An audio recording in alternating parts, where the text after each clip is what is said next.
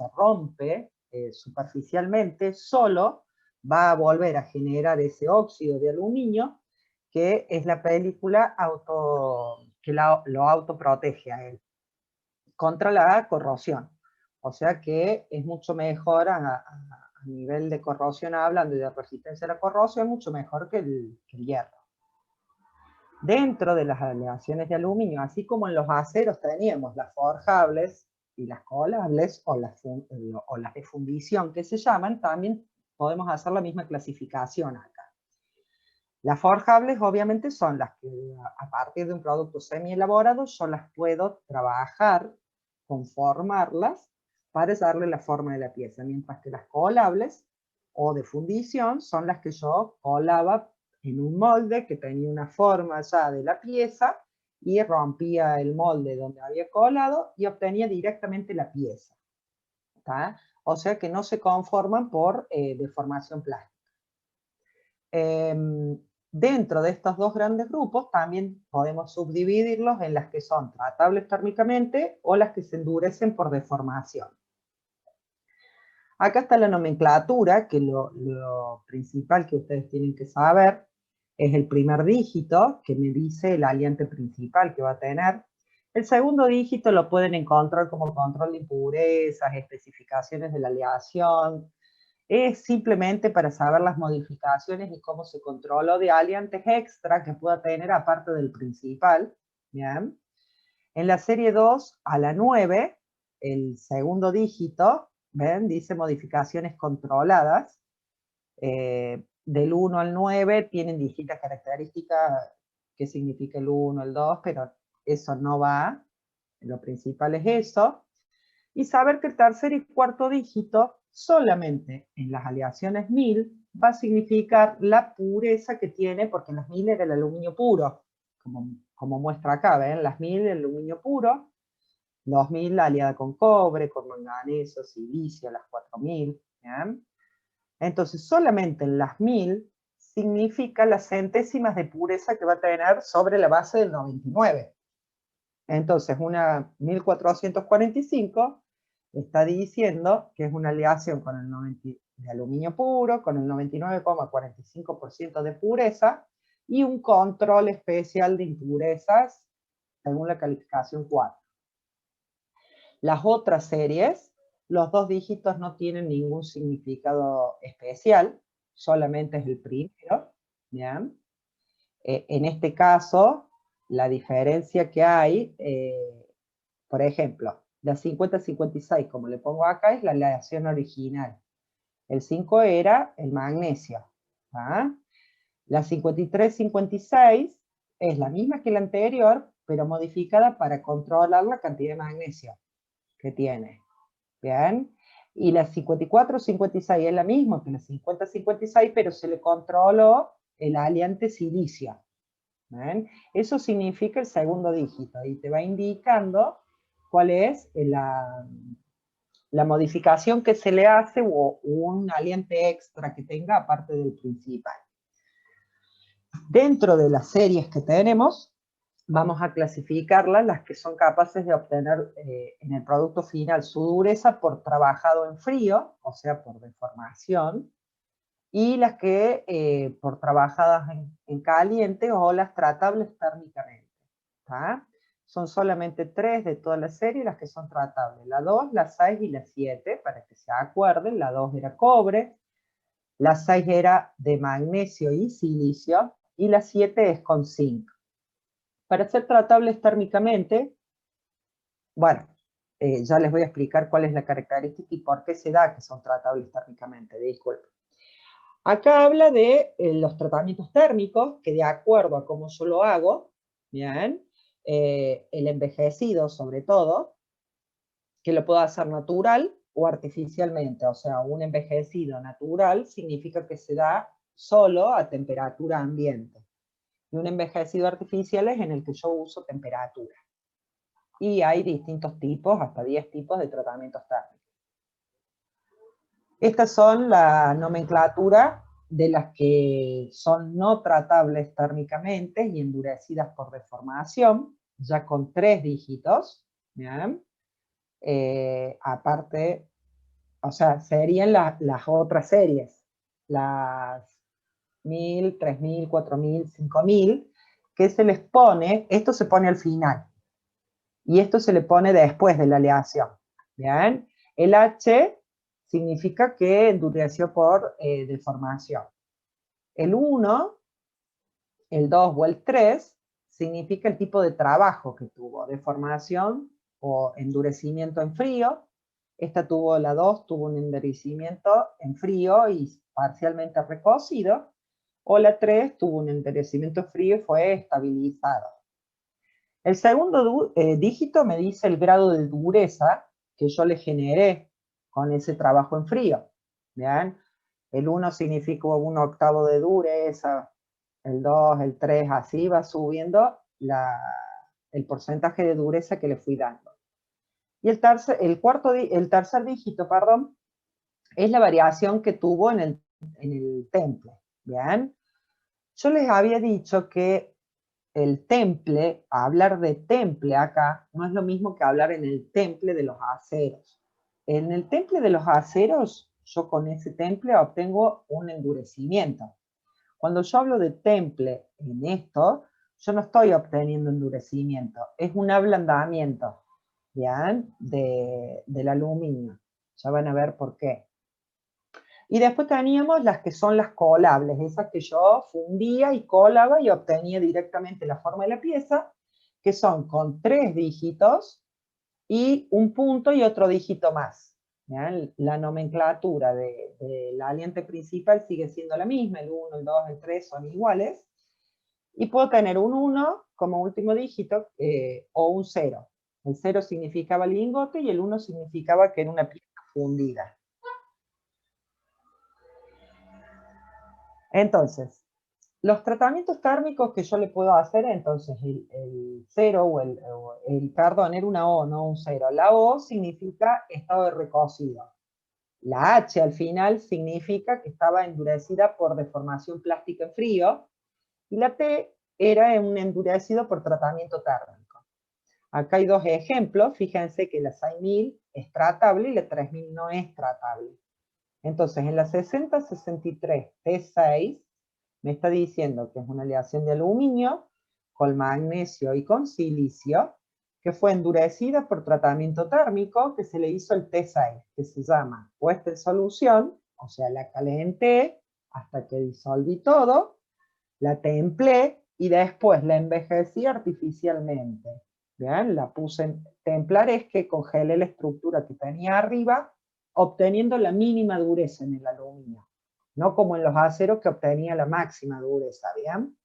Y después la metí en un horno para lograr ese envejecido, que ya lo habíamos visto, que era que precipite el compuesto, ¿bien? De forma artificial, porque lo llevé a una cierta temperatura para que me precipite ese compuesto y así de esa forma aumentarle la dureza y la resistencia al aluminio.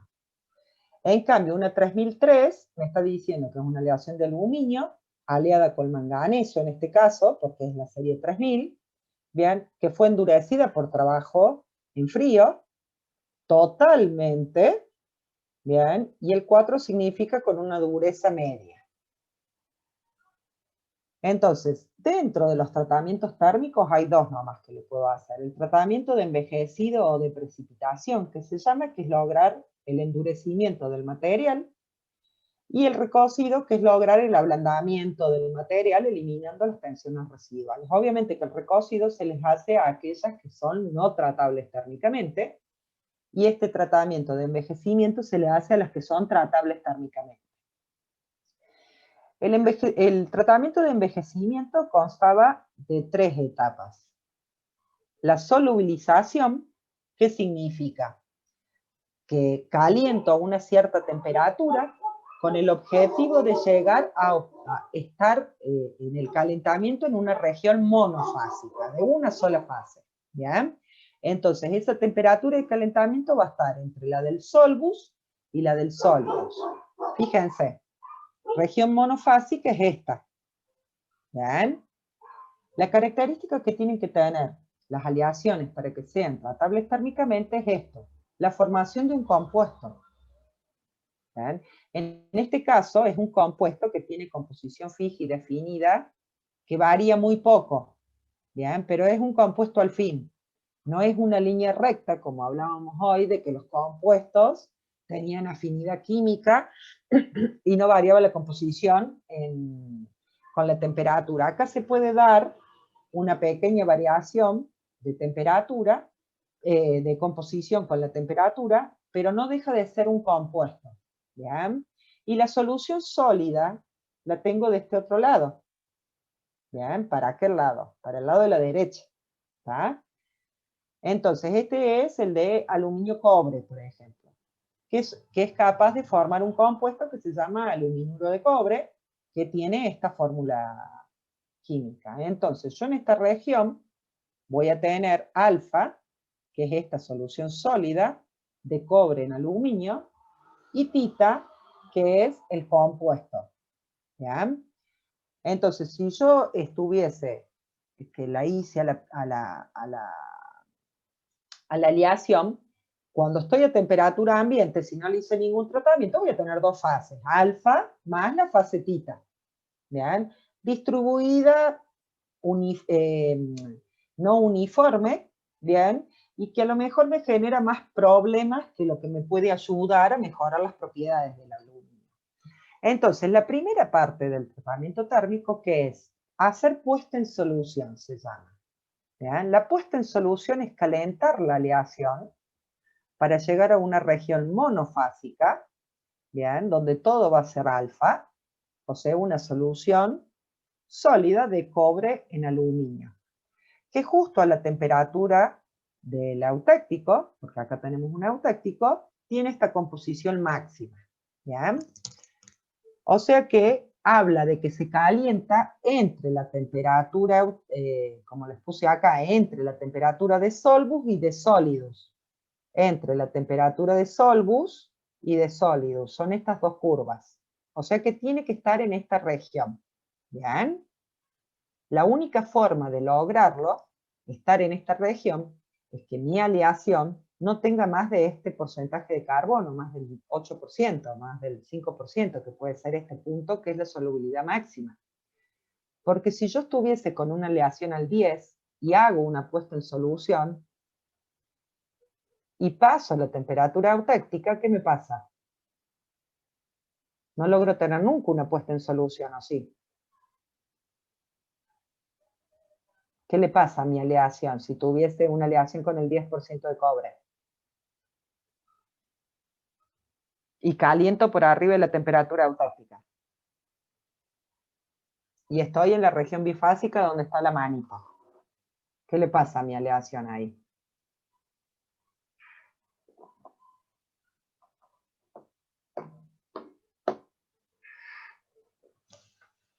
¿No están? Va a tener una parte que tiene un líquido formado por el eutéctico de alfa más cobre sería. O sea, se me funde.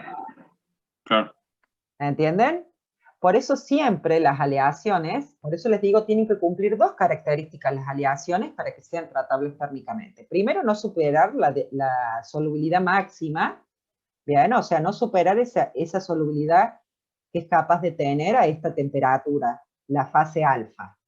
Y la otra condición es que tenga formación de compuesto. Porque este compuesto, que es el objetivo que yo quiero es precipitarlo de una forma especial, es el que me va a aumentar la resistencia. Si yo tengo una aleación al 10, cuando superé la eutéctica, fundí. No hice puesta en solución. Puesta en solución es que sigo en el mismo estado sólido, pero con una sola fase. Eso significa puesta en solución. ¿Bien? Acá yo estoy calentando y estoy poniendo en solución la fase tita, que a temperatura ambiente eran dos fases. ¿Bien? Hice una puesta en solución y obtuve una monofásica. ¿Bien? Obtuve una sola fase. En cambio, si estoy con una aleación que tenga más de este máximo, cuando caliente por arriba de la temperatura eutéctica se me fundió. Ahí fundí y no puse en solución. ¿Se entiende? Poner en solución es que sigo estando en el mismo estado. ¿Está? Entonces, la primera parte es ponerla en solución, que se llama, o sea, de ir a una región monofásica. La segunda parte dice temple o enfriamiento brusco. Con este temple o enfriamiento brusco congelo la estructura que tenía en la fase de puesta a solución o solubilización. ¿Tá? ¿Qué hice? Congelé la estructura, la tengo a temperatura ambiente, toda monofásica. No quiere decir que obtuve la máxima dureza como pasa en los aceros. ¿Ya? Acá la dureza es la mínima, en este caso, porque tengo una sola región monofásica que es muy blanda. Bien, entonces, ¿cuál es el objetivo? Congelar la estructura y conservar la temperatura ambiente, la estructura monofásica. ¿Y qué estoy impidiendo yo? La difusión y el equilibrio. Bien, que supuestamente, si yo enfrío lento, se tendría que dar la formación de tita, que se separe en dos fases. Bien, yo al enfriar bruscamente logro obtener a temperatura ambiente solo alfa. Bien, tita está disuelto dentro de alfa. No se me formó compuesto. Tengo solamente una solución sólida de cobre en aluminio. Bien. Y la tercera parte de este tratamiento es la parte del envejecimiento. ¿Cómo se logra? Calentando envejecimiento artificial o naturalmente, hay aleaciones que naturalmente con el correr de las horas precipita solo. ¿Bien? ¿Cuál es el objetivo? Precipitar justamente ese compuesto intermetálico que se me forma según el eutéctico y según mi diagrama que lo veo aquí, como les pongo acá, bien, deformando la red y aumentando la dureza durante la deformación del material. Entonces, solubilización, disolver y tener una sola fase, temple, congelar la estructura con la mínima dureza, y luego proceder al envejecimiento artificial o natural. Y esto lo ven en este diagrama. Puesta en solución y temple es esto. Tengo una sola fase. ¿Bien? Mínima resistencia y mínima dureza. Vuelvo a insistir. No es como en los aceros que obtengo una máxima resistencia y una máxima dureza. Cuando la saqué de la puesta en solución y le hice el temple, tenía estas propiedades. Ahora le voy a hacer un envejecimiento a una cierta temperatura. ¿Ya? Comienzo a calentar la pieza, voy comenzando a calentar, y al cabo de un tiempo resulta que logro precipitar ese compuesto intermetálico de aluminuro de cobre, de muy finito, disperso uniformemente dentro de los granos, ¿bien? De solución sólida alfa. Sigo calentando, eso hace que me vaya aumentando. Al empezar a precipitarse, me va aumentando la resistencia y la dureza. Sigo calentando este precipitado, que más o menos acá era de esta forma. Cuando estoy en la cresta de la curva, obtengo que se ha engrosado, ¿bien? Y me ha ocupado y se ha hecho disperso en ¿bien? En todos mis granos de alfa, logrando la máxima dureza y la máxima resistencia. Y todo esto viene por el tema del movimiento de las dislocaciones, porque obviamente que una dislocación viaja mejor o tiene mayor resistencia al viaje. Si tuviese toda la solución sólida alfa, cuando recién hice la puesta en solución y hice el temple.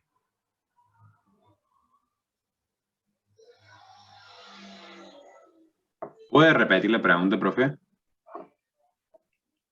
Todo esto viene, la resistencia y la dureza, decíamos que venía por el tema de que los responsables son las dislocaciones. ¿Bien? Entonces, acá, puesta en solución y temple. Y acá, puesta en solución, temple y envejecido. ¿En cuál de las dos creen que las dislocaciones viajan mejor? Viajan más rápido y por eso tienen menos resistencia. ¿En la solución sólida? Exactamente.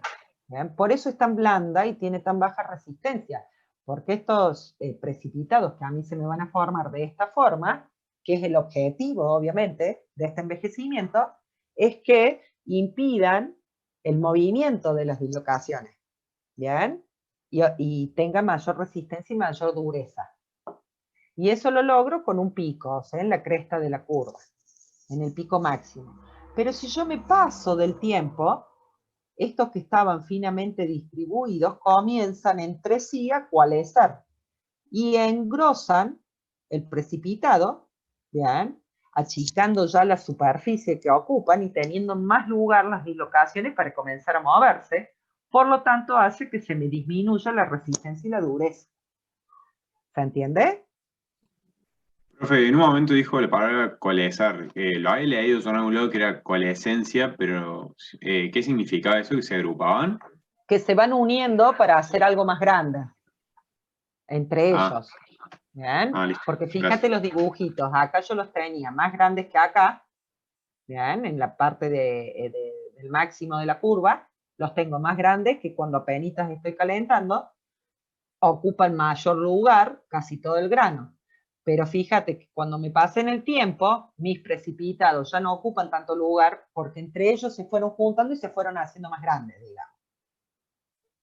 Eso es la coalescencia. Por eso me disminuye la resistencia y la dureza también, ¿se entiende?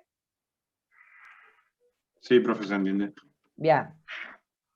Entonces, en este, que no me acuerdo, creo que para cuál era, me parece que para la misma de acá, una 6201, vean que ustedes ven el papelito que sale ahí, que dice caracterización mecánica y eléctrica de la aleación de aluminio 6201, de uso en la fabricación de cables eléctricos. ¿Eso lo pudieron leer? Listo. ¿Ven? Esa misma está representada acá las temperaturas a las que se hace. ¿Bien? Entonces se hace la puesta a solución a 680 porque esta es una 6000, que es con magnesio, y tiene mayor punto, porque con 680, fíjense que en la del aluminio estamos por acá. ¿Bien? Es otro diagrama.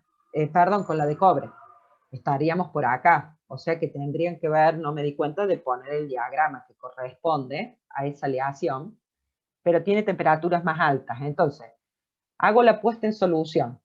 La dejo un tiempo para asegurarme que justamente todo se ponga en solución. Al cabo de 2 horas enfrío bruscamente. Cuando llegué acá, obtuve la mínima dureza, bien, porque puesta en solución temple es la mínima dureza, y para poder hacer que se forme el precipitado, bien, caliento, o sea que le hago un envejecimiento a 550 grados por 16 horas en este caso, bien, y después enfrío al aire. Este sería para esta aleación que yo les dije que es la 6201, que es con magnesio. Este sería un tratamiento artificial, ¿bien? Porque lo hice a temperatura. Generalmente la mayoría son artificiales porque naturalmente los tiempos, imagínense si acá ya lo estoy haciendo con 16 horas de tratamiento, naturalmente son días, ¿bien? Entonces generalmente todo se usa en artificial. Bueno, y acá yo les ponía, ¿ves? El envejecimiento artificial o natural, ¿bien? Endurece el material a temperatura ambiente, miren, 36 horas. Hay veces que hay aleaciones que demoran hasta 2 días o 3 días en endurecer naturalmente. En cambio, el artificial se usa una temperatura, obviamente, que sea mayor a la temperatura ambiente y menor a la temperatura de Solbus. Y el tiempo que va a estar a temperatura va a ser de 12 a 18 horas más o menos. O sea, tengan en cuenta que todo también depende de la cantidad del tiempo que la vas a calentar, el tiempo que la vas a tener, a qué temperatura, todo depende muchas veces del tamaño de la pieza. ¿Ah? Y el recocido, el objetivo, como en el recocido de los aceros, es ablandar el material luego de que ya lo deforme fría. O sea que el recocido es para los no tratables y el envejecimiento es para las tratables térmicamente, ya sean de forja o las de fundición. ¿Ah?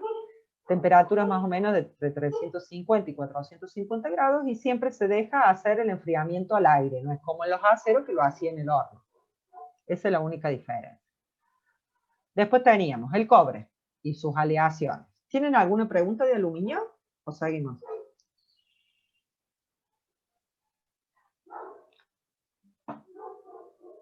Bueno, seguimos. El cobre tiene una alta densidad.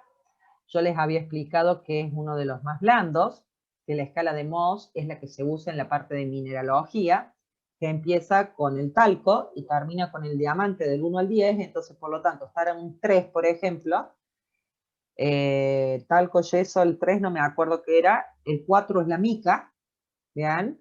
Entonces es por comparación esa escala. Si un material puede rayar a otro, y ahí se le da el valor. O sea que 3 es bastante blando en la escala de Mohs, mineralógicamente. Como el aluminio tiene buena conductividad eléctrica y térmica, tiene alta maquinabilidad y ductilidad, justamente por su estructura cúbica FCC, es forjable y mecanizable, o sea que puedo conformarlo plásticamente, tiene alta resistencia a la corrosión, y puro generalmente se lo usa en forma de alambre, varillas y láminas metálicas. Generalmente siempre está aliado, bien, el cobre, en sus aleaciones principales, que son los latones y los bronces. También se clasifican en forjables, que aceptan deformación plástica, y las colables, en las que ya obtengo las piezas fundidas. Y acá teníamos las características de los latones y la característica de los bronces. ¿Cuál es la diferencia? Que una es aleación cobre-zinc para latones y cobre-estaño para los bronces. Este sería la clasificación de los latones. Si yo tengo un latón que tiene esta composición entre 0 y 30, se llaman latones alfa, ¿bien?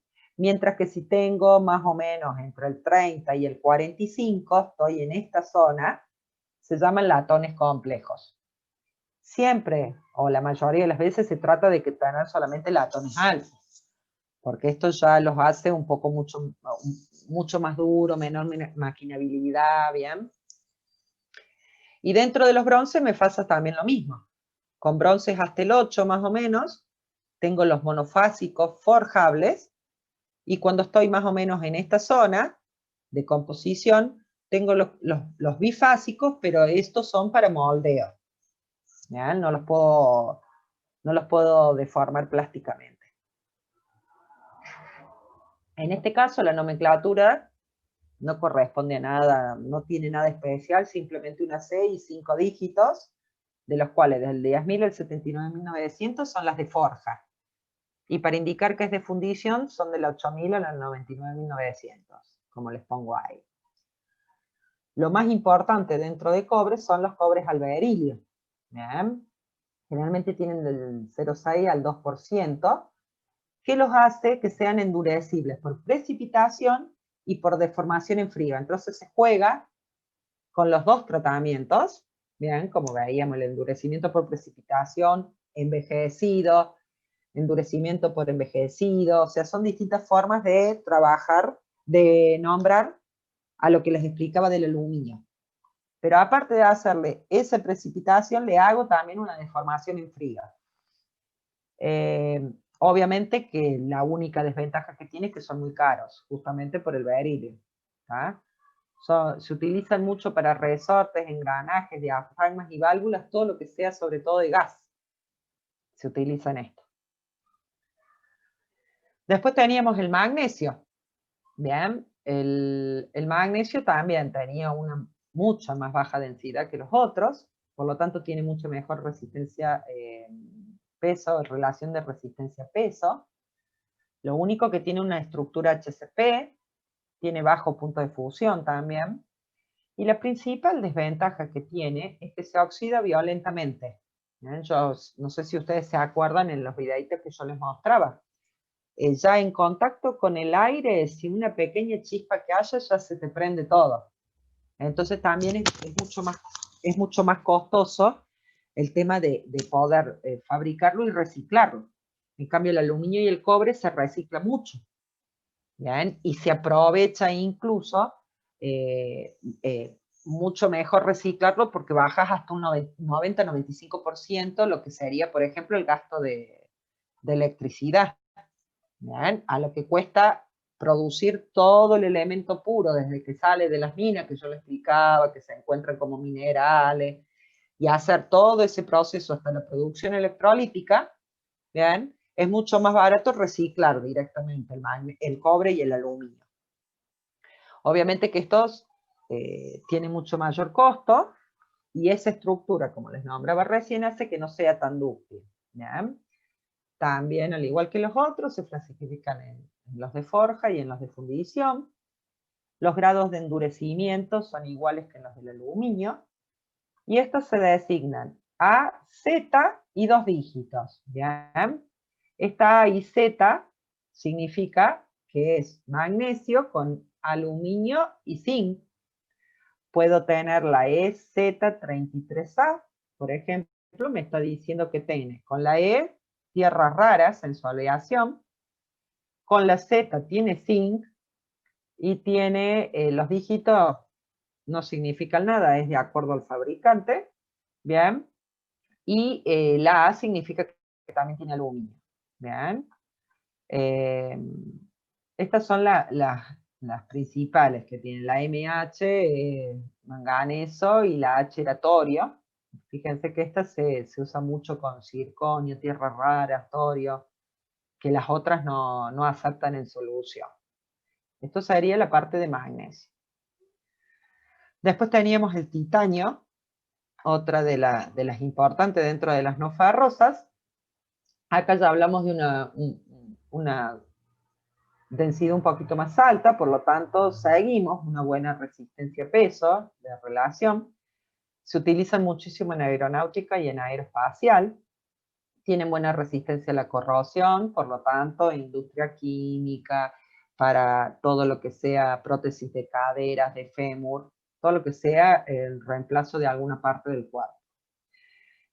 Lo único que lo hace caro, obviamente, es su producción desde encontrarlo como rutilo en la naturaleza y poder extraer el rutilo y poder procesarlo para obtener titanio. Vamos a encontrar que tiene 2 alótropos. Hasta el HCP está a temperatura ambiente hasta los 883 grados. Es la fase alfa. Generalmente se le pone como estabilizador de la fase, o sea, para seguir teniendo esa fase, se le pone aluminio, ¿bien? Y oxígeno, y esos 2 estabilizadores lo que hacen es que al aumentar la temperatura sea más alta todavía la temperatura a la cual cambia la fase beta. O sea, en vez de 883 cambiará a los 900, a los 1000, ¿bien? Entonces puedo trabajar con la fase alfa a altas temperaturas, siempre y cuando lo estabilice con aluminio o con oxígeno.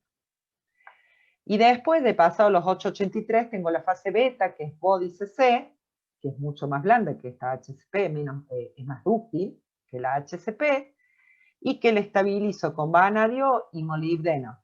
Esto me está haciendo disminuir la temperatura de esa transformación alotrópica. Por lo tanto, si tiene vanadio o molibdeno o los dos, en vez de que recién lo pueda tener como fase beta por arriba de los 883, a lo mejor en ciertas cantidades lo tengo a temperatura ambiente, ¿bien? O por arriba de los 500. Depende de en qué proporciones uno le ponga los estabilizadores, obviamente. Entonces se van a clasificar según la estructura. Vamos a tener la alfa, la beta y la alfa-beta. Y esto no tiene nomenclatura en especial. Generalmente se nombra al aliante, ¿bien? Con el porcentaje en el que está. Por ejemplo, titanio 99, porque es a base de titanio la aleación, y con 1% de oxígeno, o sea que voy a tener fase alfa. ¿Bien? Y después, titanio, aluminio 6, 4 vanadio. ¿Bien? Quiere decir que tiene un 10% de aliantes, en el que 4% es de vanadio, el 6 es de aluminio, por lo tanto el 90% de la aleación es titanio. Entonces estas se nombran de acuerdo al porcentaje de aliantes que tenga. ¿Tá? Y bueno, acá ya el último que nos quedaba, si no me equivoco, era el níquel y las aleaciones de níquel. Tiene estructura fase C, ¿bien? buena resistencia, obviamente, a la corrosión y a la oxidación a altas temperaturas, por eso lo usábamos mucho en lo que son los aceros inoxidables. La única que tiene es que tiene una elevada densidad, mucho más alta incluso que el hierro, el níquel.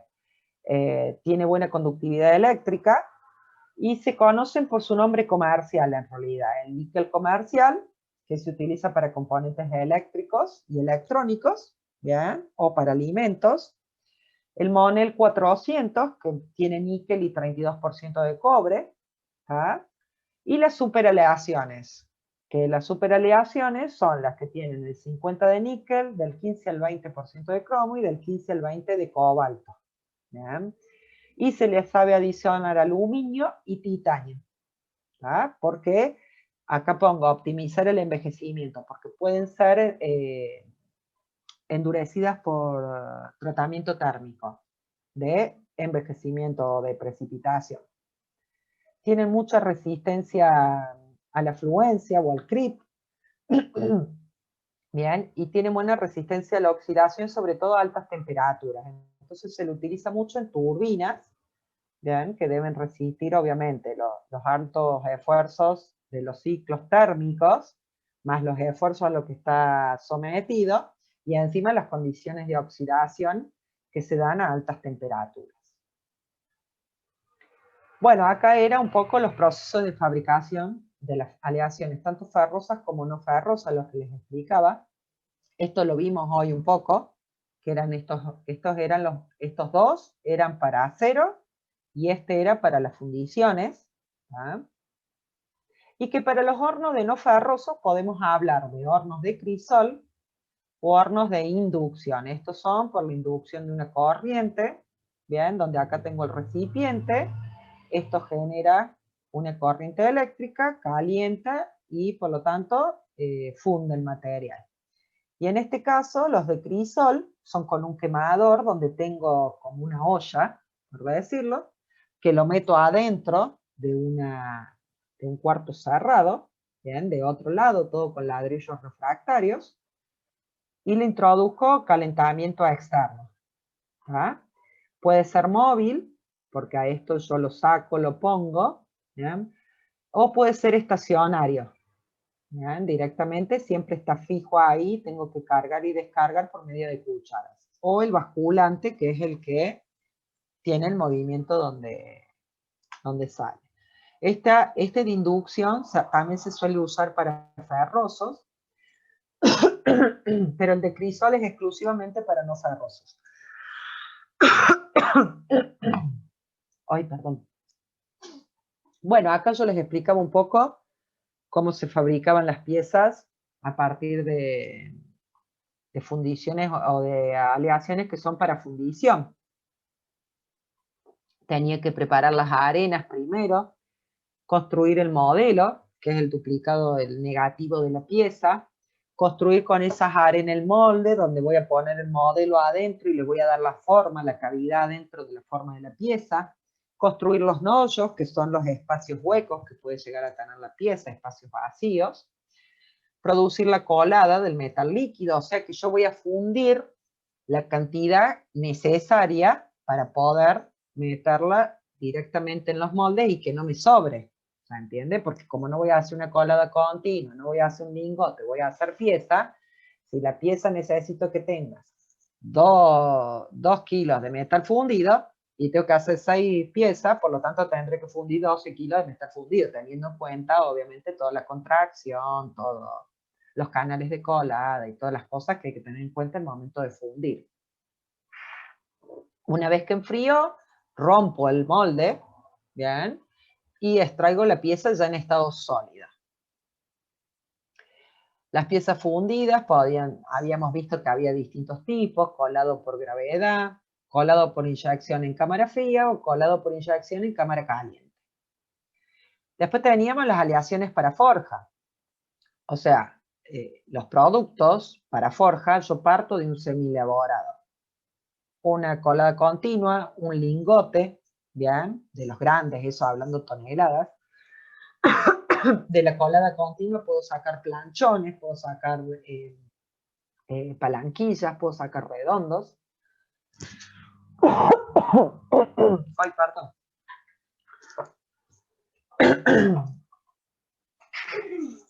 Procedo a cortar la materia prima, la caliento o no, depende del tipo de deformación que le voy a hacer.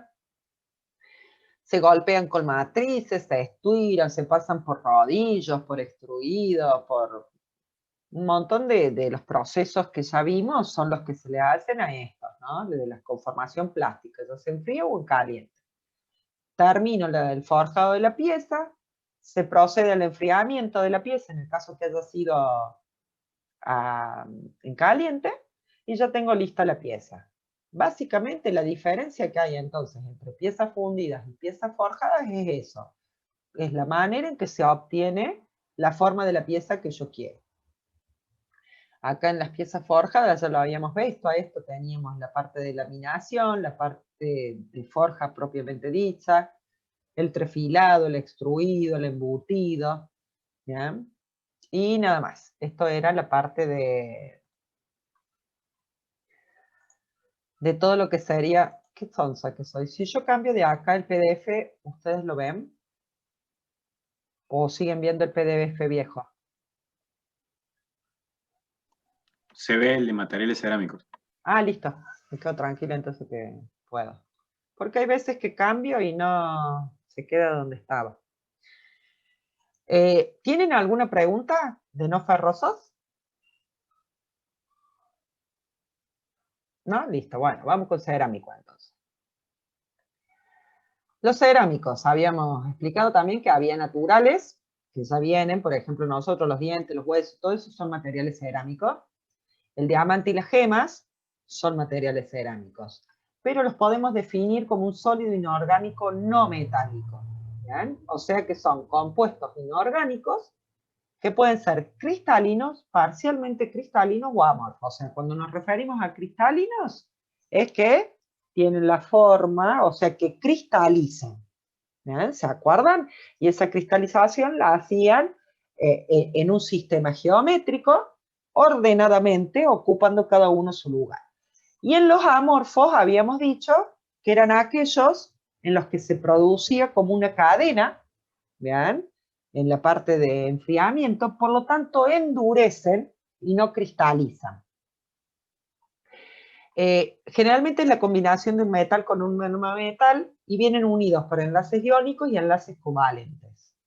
Son transparentes, duros, frágiles, baja tenacidad, aislantes eléctricos, aislantes térmicos, elevadísimo punto de fusión, ¿bien?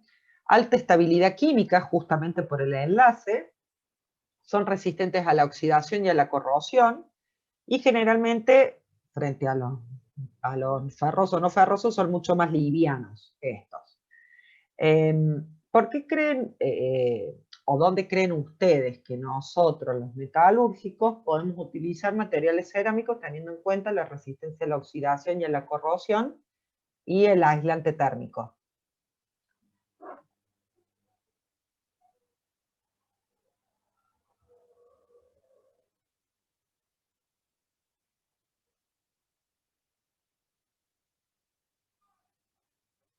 No se usan como moldes.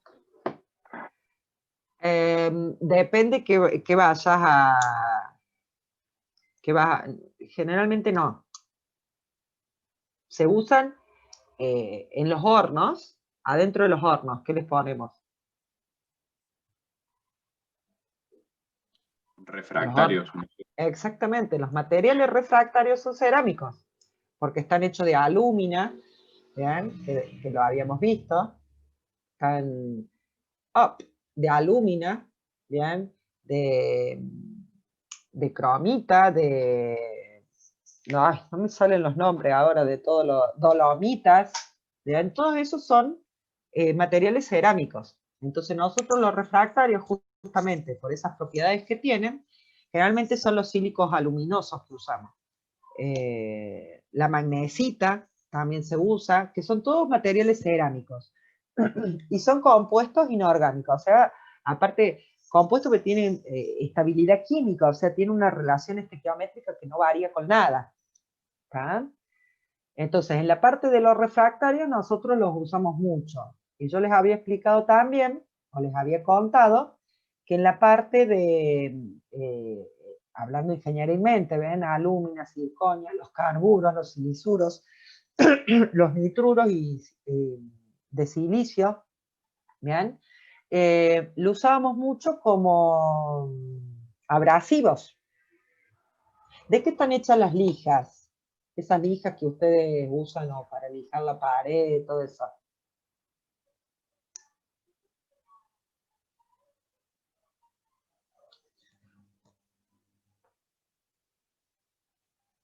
¿No saben?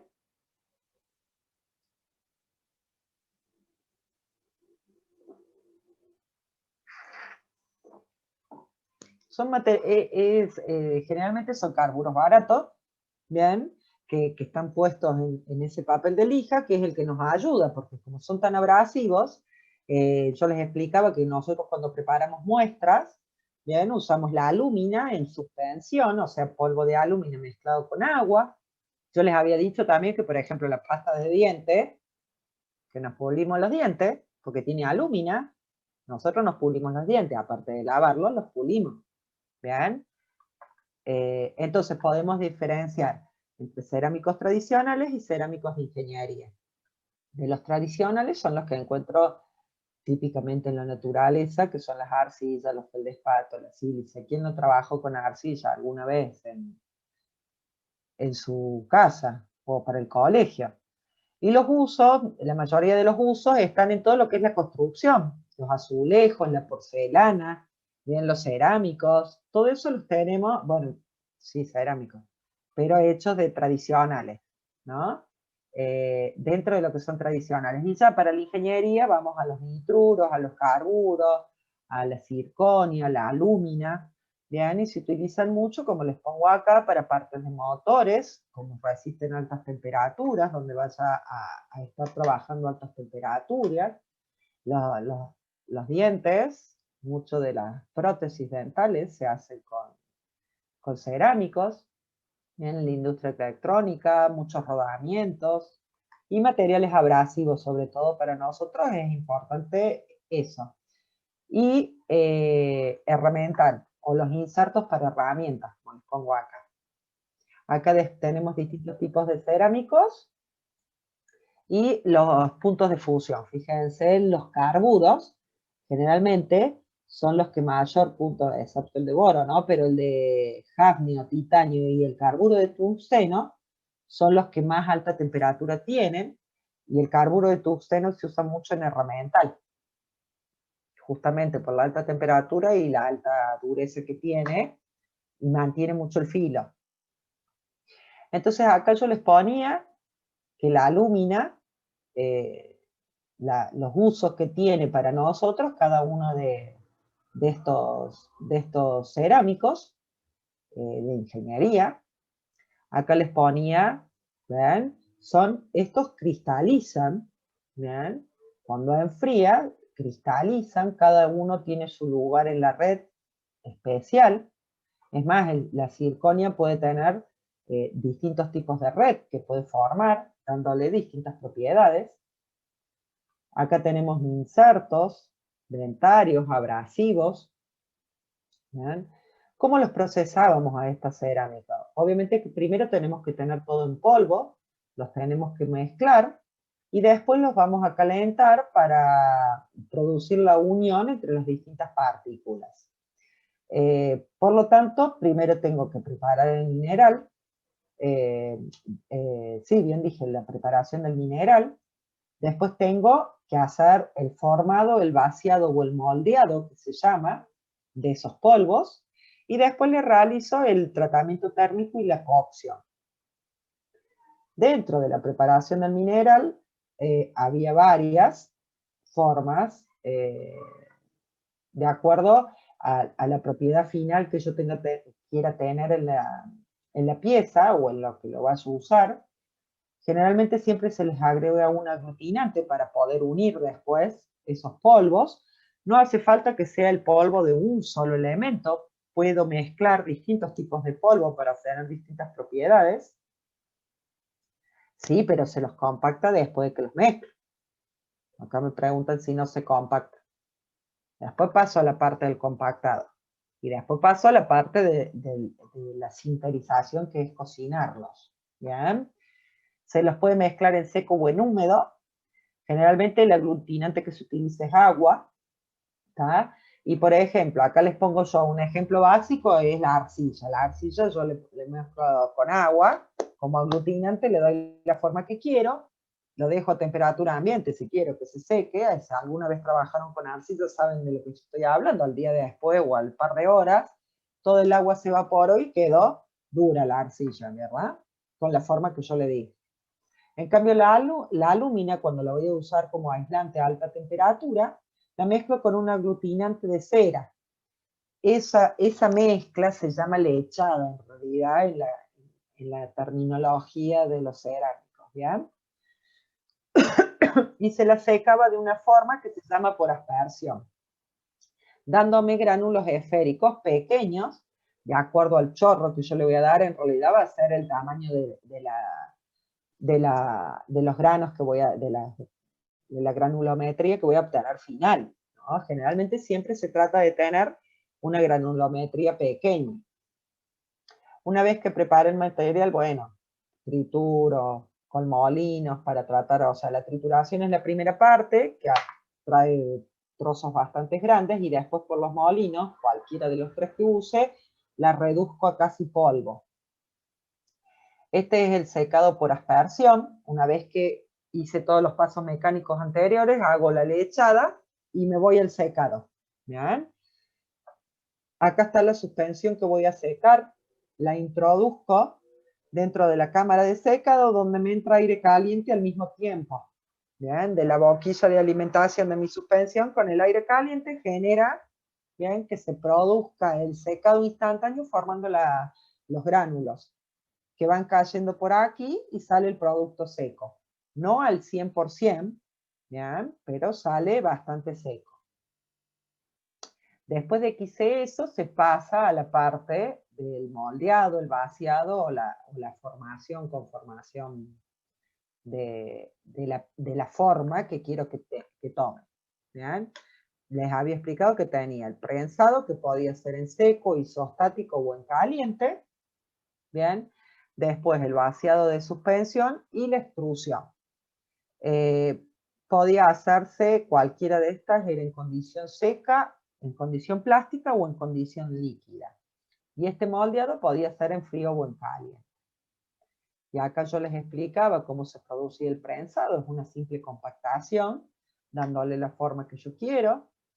El prensado isostático era aprovechando, bien, la propiedad de algunos gases o algunos líquidos, y se realiza dentro de un material de goma cuando es en frío, bien, y chapa cuando es en caliente. Y acá teníamos por suspensión, que yo hacía esto, metía la lechada, como le dicen, dentro de un molde. Bien, acá introduje la lechada, ¿no? Esto es un molde generalmente de yeso que es capaz de absorber. Si yo quiero hacer algo hueco, después de que la deje un cierto tiempo, para que tenga el espesor de la capa que yo necesito, doy vuelta el molde este de yeso para volcar todo lo que no me solidificó, lo que no se quedó pegado en el molde, rompo, o sea, vuelvo a la posición inicial, y rompo acá y corto, y acá tengo mi pieza terminada. Bien, obviamente que con la lechada de los polvos que yo preparé, que son los que necesito. Y si no, puedo hacer molde sólido. Bien, directamente hago lo mismo con un molde de yeso para poder observar, pero lo dejo todo el tiempo para que absorba todo el agua. Obviamente por eso se le produce el rechupe. Y después rompo el molde y tengo mi pieza terminada de molde sólido. Bien. Y la extrusión, yo les explicaba que era pasarlo por una matriz, ¿bien?, de extruir, que le va a dar la forma.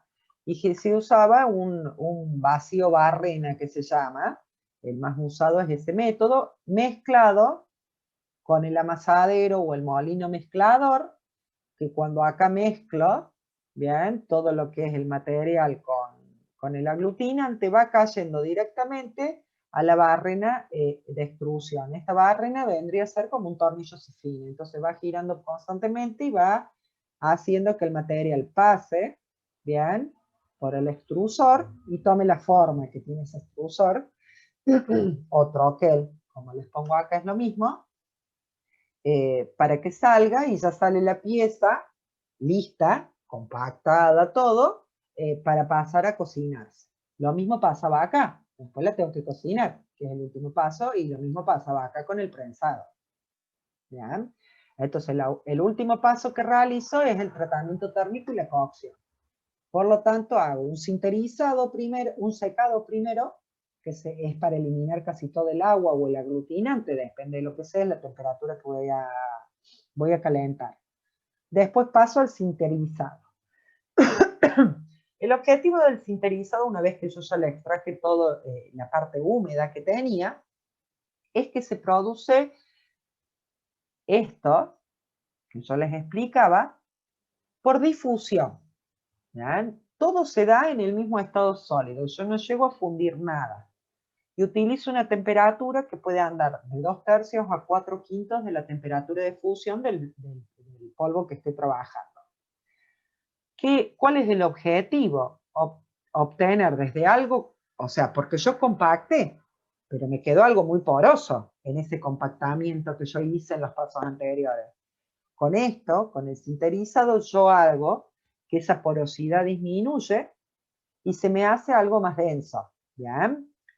Como les pongo ahí, todo esto viene por la fuerza impulsora de todo esto, es la energía libre que tiene cada partícula. ¿Bien? Primero, se dan dos etapas. Primero es el crecimiento de estos cuellos.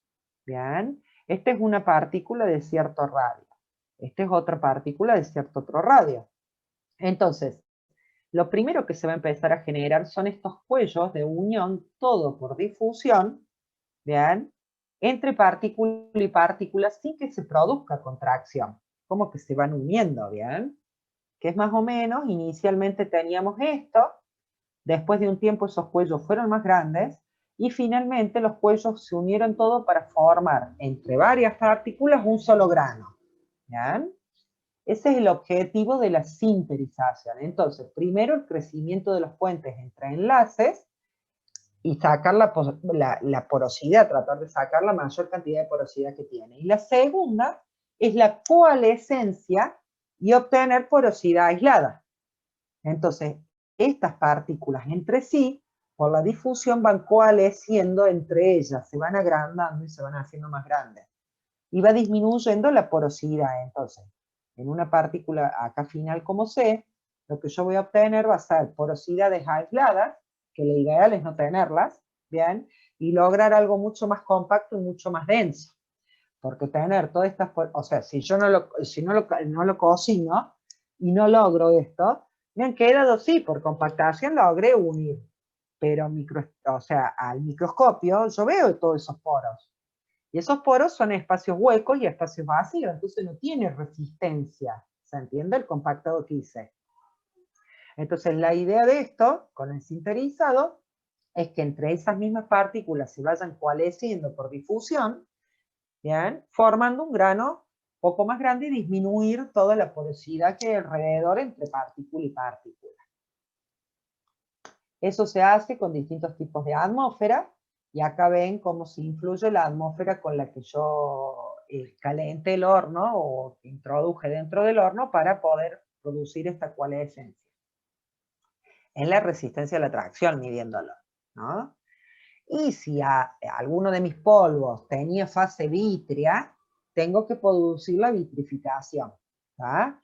Esa vitrificación lo que me hace es que la difusión se dé a temperaturas más bajas, esa fase vítrea funde y me llena todos esos poros aislados que pudieron llegar a quedar en algún lado del sinterizado anterior que yo hice. Entonces, acá tengo un sinterizado, en este caso, de polvos de carburos de silicio, uno en una atmósfera y otro en otra, ¿bien? donde vemos las distintas estructuras que yo obtengo con la atmósfera, bien, que estoy utilizando. Acá hay una síntesis de las fases que se van haciendo, y acá ya entramos a lo que es vidrios. Todo lo anterior que habíamos visto, vuelvo a repetir, cristalizan, ¿bien? O sea, tienen una geometría, cada átomo ocupa un lugar en el espacio, formando una figura geométrica. En los vidrios no pasa eso, ¿bien? En los vidrios es un material amorfo que endurece, no cristaliza. Obviamente que el comportamiento de la solidificación es totalmente distinto al del sólido cristalino.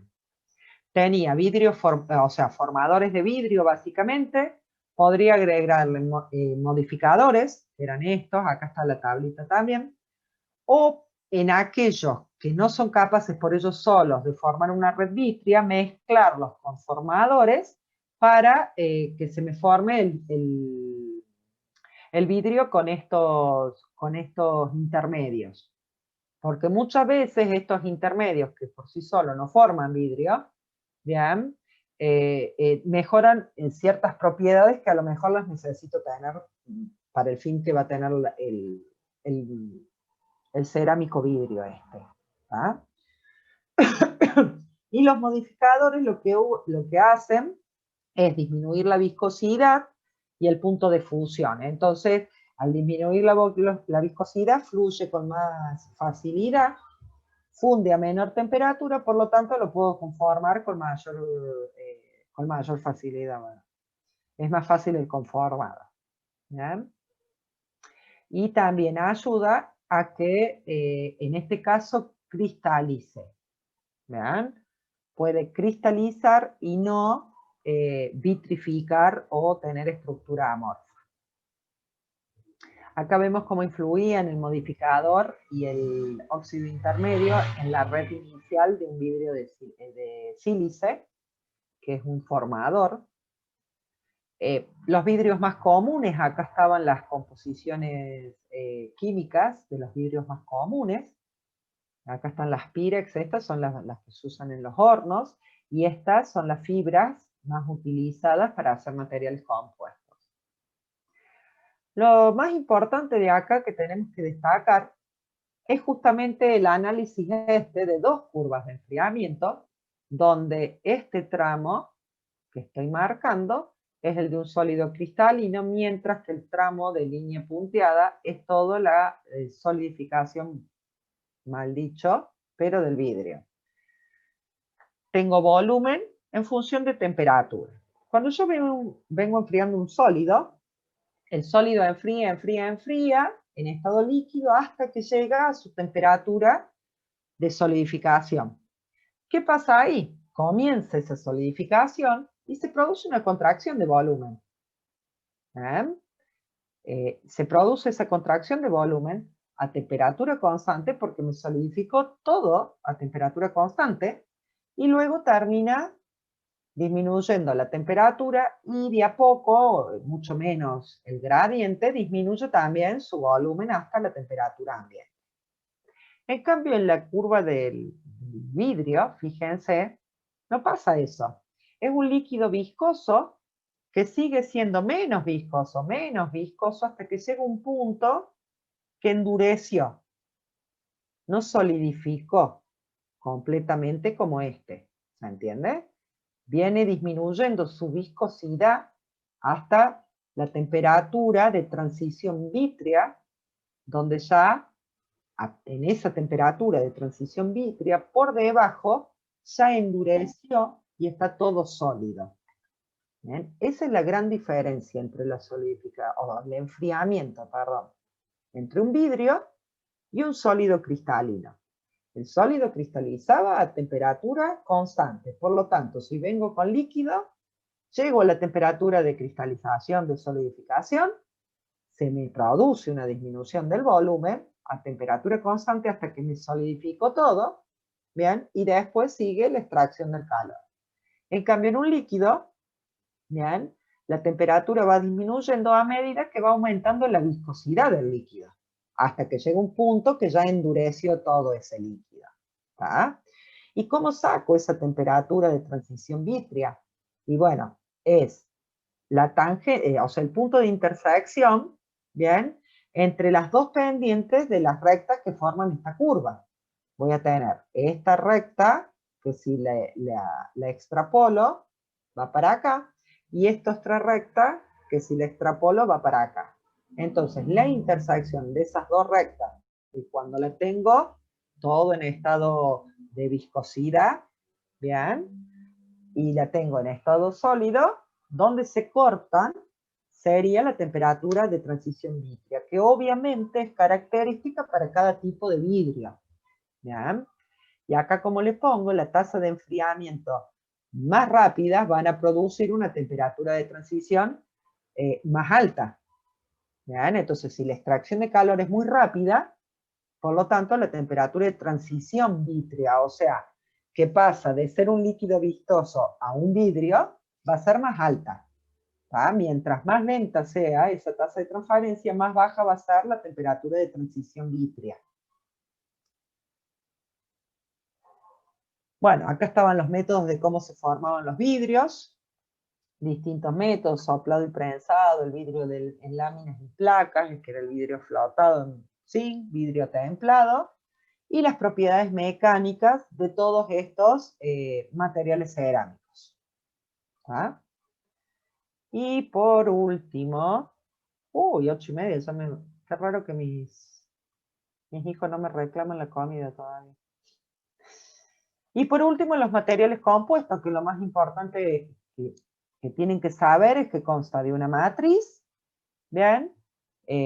Donde se le agrega un refuerzo, por eso se llama compuesto, y muchas veces se les sabe agregar aditivos para tener mejores propiedades. Entonces, es un sistema material formado por la combinación de dos o más micro o macro constituyentes de forma y composición química totalmente distintas, no son insolubles entre ellos y se ve muy claramente la interfase de separación entre los dos. Un material compuesto lo puedo formar con polímeros, lo puedo hacer con metales o lo puedo hacer con cerámicos. Generalmente a los polímeros se le agregan fibras de vidrio. ¿Ya? Perdón, con fibras, que pueden ser fibra de vidrio, fibra de carbono y arámidas. Acá se explicaba las características de cada uno, cuáles se usaban, las composiciones, en este caso de fibras de vidrio, cómo se fabricaba la fibra de vidrio, cómo la veíamos. Bueno, acá vemos que la usan para las piletas, puede ser en malla, puede ser en hilo. Las fibras de carbono, las características donde se las usa, cómo se fabrican estas fibras de carbono. Si quiero tener extremado módulo de elasticidad, voy a tener que producir una grafitización. Yo estoy hablando de llegar a los 1800 centígrados, pero si quiero una buena resistencia, simplemente con carbonizarlas directamente ya me alcanza. Y tanto en las fibras de vidrio, como en las fibras de carbono, como en las fibras de aramida, el diámetro de la fibra es muy importante y la longitud en la que yo la tenga. Bueno, acá muestra cómo es la carbonización o la grafitización y cómo se van modificando las propiedades. Acá hay ejemplos de fibra de carbono. Las fibras de alamida, que dijimos que eran fibras de una poliamida aromática, que se las conoce por el nombre comercial, que era el Kevlar, y lo más importante era que se lo usaba en antibalas, en chalecos antibalas y, por ejemplo, todo lo que sea trabajar a alta temperatura. Acá comparaba las propiedades de las tres fibras. Acá comparaba las propiedades por separado de una matriz que tiene elevada elongación, baja resistencia, de un refuerzo que tiene elevada resistencia y baja elongación, y la combinación de los dos que me da el material compuesto, puedo obtener una resistencia de esfuerzo en el medio, o sea, le disminuyo un poco la resistencia y le aumento la elongación, ¿bien? teniendo en cuenta las propiedades del refuerzo. O sea, de acuerdo a lo que yo le ponga de refuerzo, va a ser la resistencia que voy a obtener. Obviamente no es lo mismo poner fibra de vidrio que fibra de carbono o aramide, de acuerdo a lo que habíamos visto en esto. ¿Ah? Al refuerzo.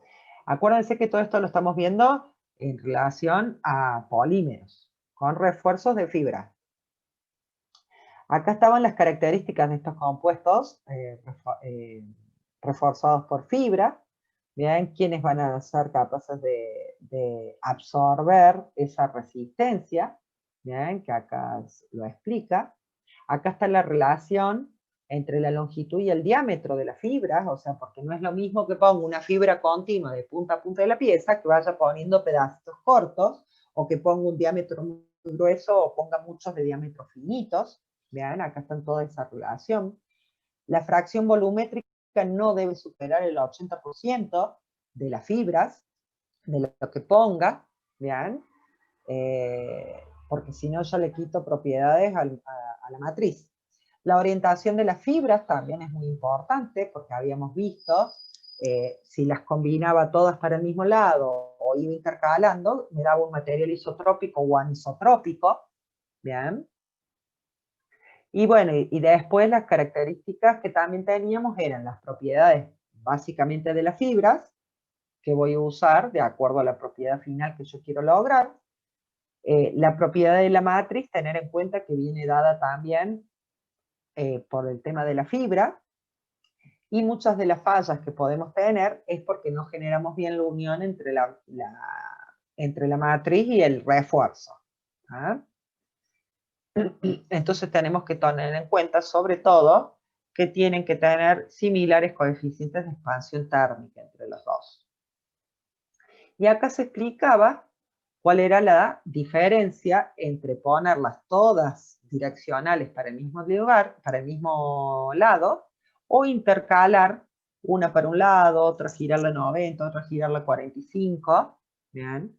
Con estas, si yo corto longitudinalmente una muestra y le realizo un ensayo de tracción, por ejemplo, no va a ser lo mismo que si yo le corto una transversal y realizo un ensayo de tracción, porque las propiedades en orientación longitudinal a la orientación de las fibras van a ser distintos que en las transversales. Mientras que si yo combino, o sea, material ¿de qué tipo?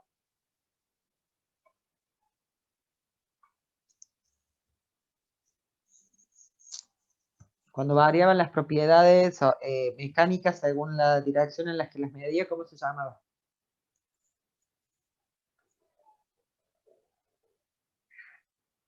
No hay nadie, ya me dejaron sola.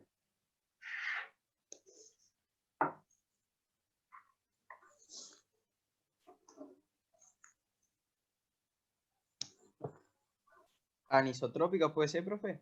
Exactamente. Sí, era del primer parcial la pregunta. Acá ponen, ese es del primer parcial, y bueno, pero lo tienen que saber. ¿Se aprobaron? Exactamente, eran los materiales anisotrópicos, que eran los que de acuerdo a la dirección donde yo medía cierta propiedad de donde se había extraído la muestra, variaban sus propiedades. ¿Bien? Mientras que si yo logro combinar de esta forma, corte de longitudinal o corte transversal, el material se va se va a comportar prácticamente como isotrópico. ¿Bien? Entonces, la idea es combinar para poder llegar a tener así un material casi isotrópico. Por lo tanto, va a estar trabajando, ¿no?, algún esfuerzo, y los esfuerzos pueden producirse en cualquier dirección, que la resistencia va a seguir siendo la misma. ¿Bien? Pero si yo tuviera un material anisotrópico, tengo que ver en qué dirección ubiqué la fibra para saber el esfuerzo, dónde lo voy a aplicar, para saber de que va a ser capaz de resistir ese esfuerzo. ¿Se entiende?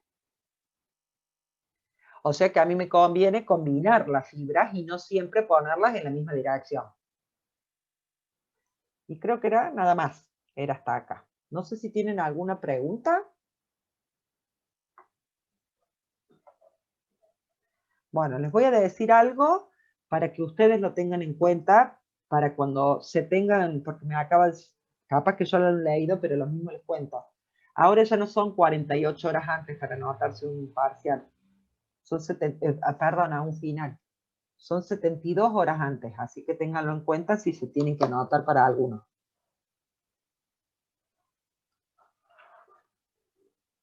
¿Me escucharon? Listo.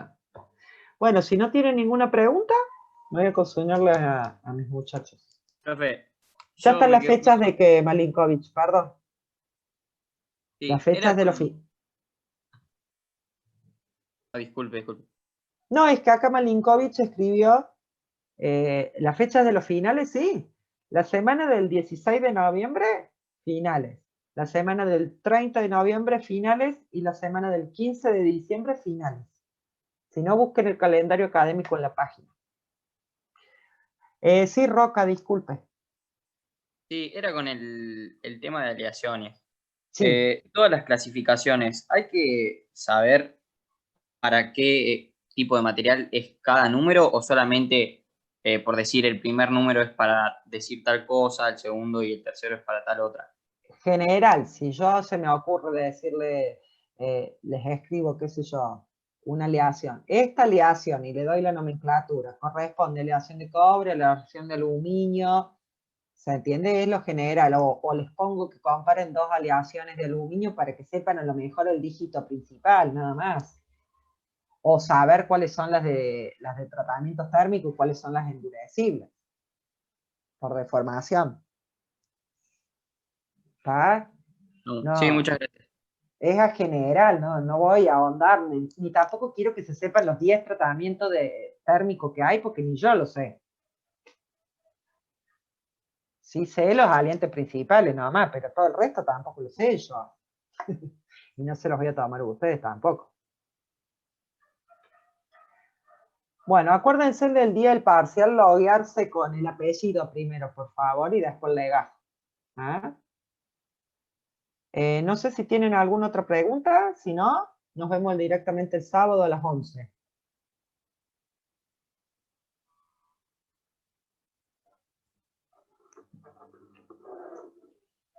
Listo. Suerte. Estudien mucho.